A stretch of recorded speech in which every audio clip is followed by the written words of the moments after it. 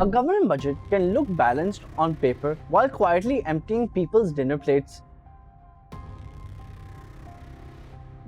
Taxes, fuel prices, and subsidies may sound like dry economic policy, but for millions of families, they determine whether dinner includes meat, milk, and vegetables, or only the cheapest food available. And in Pakistan, that connection is becoming increasingly difficult to ignore. According to the UN Food and Agriculture Organization, up to 2 out of 10 Pakistanis are not getting adequate nutrition, a higher proportion than neighboring India at 12% and Bangladesh at 10.4%. These comparisons require some caution. The FAO updates its historical estimates when new survey data becomes available, so figures published in different editions cannot be directly compared. But the broader picture is clear.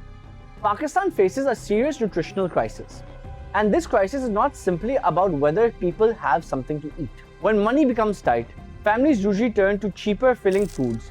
Protein, dairy products, fruits and vegetables are often the first things cut from the shopping list. A person may consume enough calories to avoid visible hunger, but still lack the nutrients needed to remain healthy. The effects can appear as anemia, stunting, poor maternal health, and weaker physical and mental development in children. So what does the government budget have to do with any of this? Consider fuel prices. The government's latest increase appears to have been shaped more by the need to meet tax target under its International Monetary Fund program than by changes in global oil prices following the US-Israeli attacks on Iran. Fuel is an easy product to tax because almost every part of the economy depends on it. But that also makes the tax deeply regressive, meaning poorer households feel its effects more sharply. The cost does not stop at the petrol pump. Higher fuel prices make it more expensive to operate farms, transport food to markets, and move workers and goods across the country. Those costs are eventually passed on to consumers. For families already struggling to afford a balanced diet,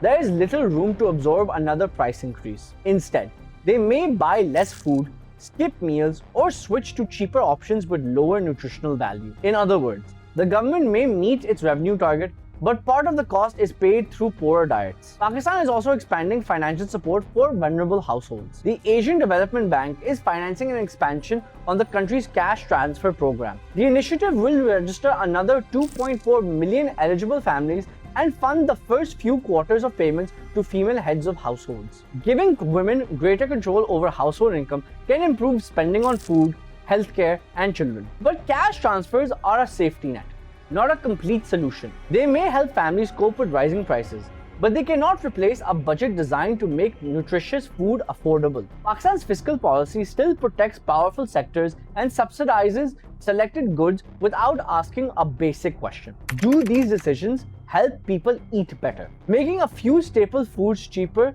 may prevent hunger, but affordable calories are not the same as good nutrition. A nutrition-focused budget would examine taxes on essential foods and the price of eggs, milk, meat, pulses, fruit, and vegetables. It would invest in maternal nutrition and food fortification, while measuring how fuel taxes affect food prices across the country. It will also judge subsidies by who benefits from them and whether they improve public health. This matters for the wider economy too. Malnourished children are more likely to struggle at school.